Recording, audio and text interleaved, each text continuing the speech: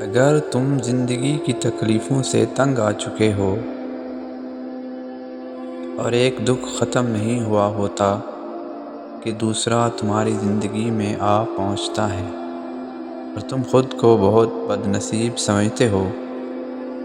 تو سنو، ہر انسان کی کسی نہ کسی طرح سے آزمائش ہوتی ہے، مگر ہر حال میں یہ بات یاد رکھو کہ اللہ سبحانہ و تعالی بیسٹ پلانر ہے اور آزمائش کے لیے چنے جانے والوں کی دعاؤں کو اللہ نے قبولیت کے لیے چن رکھا ہے، اور وہ تمہارے ہاتھوں کو تب تک خالی نہیں کرتا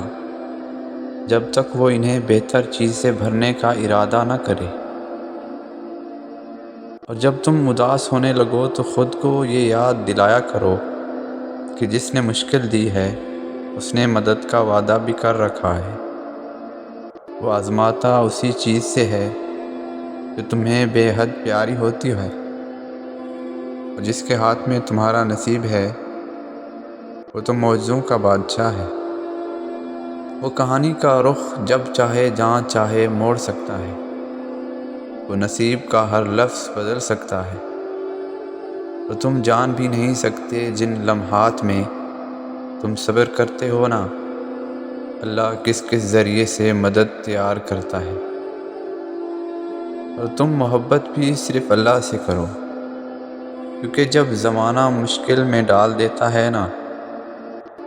تو میرے اللہ ہی ہوتا ہے جو آسانی کے ہزاروں راستے کھول دیتا ہے۔ اور قبولیت صرف یہ نہیں کہ جو مانگا وہ مل جائے، قبولیت تو یہ بھی ہوتی ہے کہ تم پہ آئی ہوئی بلائیں ٹال دی جاتی ہیں، قبولیت یہ بھی ہے کہ تم کو بہترین سے نواز دیا جاتا ہے، اور سب سے بڑی قبولیت یہ بھی ہوتی ہے کہ آخرت میں تم اپنا اجر دیکھ کر حیران رہ جاؤ گے۔ تم جتنا اللہ کی مانتے جاتے ہو نا، تو تمہاری زندگی اتنا ہی سکون آ جائے گا اور تمہارا دل مطمئن ہوتا جائے گا۔ اس کا مطلب یہ نہیں کہ تمہاری زندگی میں کوئی پریشانی، کوئی مشکل نہیں آئے گی، بلکہ پریشانی ساتھ ہوتے ہوئے بھی تم مطمئن ہو گئے تو اللہ کی نظر میں ہونے کا احساس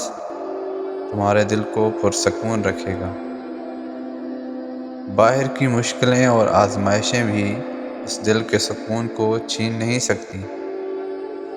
اور کچھ لوگوں کو اللہ موسیٰ علیہ السلام کی طرح لاڈلا رکھتا ہے، انہیں تکلیف دیتا ہے، آزماتا ہے، انتظار بھی کرواتا ہے، لیکن کبھی بھی اکیلا نہیں چھوڑتا۔ تم اداس ہونا چھوڑ دو، بس اس رب پر کامل یقین رکھو، چاہے تم موت کے دہانے پر کیوں نہ کھڑے ہو، چاہے تمہاری زندگی کے غم سمندر کی مانند وسیع ہوں، چاہے تم مایوسی میں مبتلا ہو چکے ہو، چاہے تمہارا کوئی ہم سفر بھی نہ ہو، تم اس دنیا میں اکیلے ہو، پھر بھی اس پاک ذات پر یقین رکھو،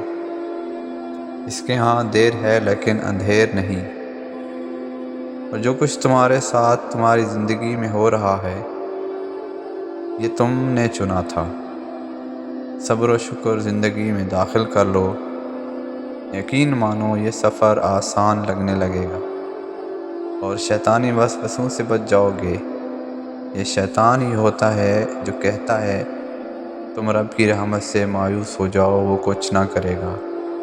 حالانکہ اللہ تعالیٰ خود فرماتا ہے کہ میری رحمت سے مایوس نہ ہونا، بے شک اللہ جو کرتا ہے تمہاری بھلائی کے لیے کرتا ہے۔ تم یہ یقین کر لو کہ تمہارا اللہ کے سوا کوئی نہیں، اور تمہیں صرف اللہ ہی سہارا دینے والا ہے۔ اللہ قرآن پاک میں فرماتا ہے کہ ان قریب تمہیں اتنا دے دیا جائے گا کہ تم راضی ہو جاؤ گے، کبھی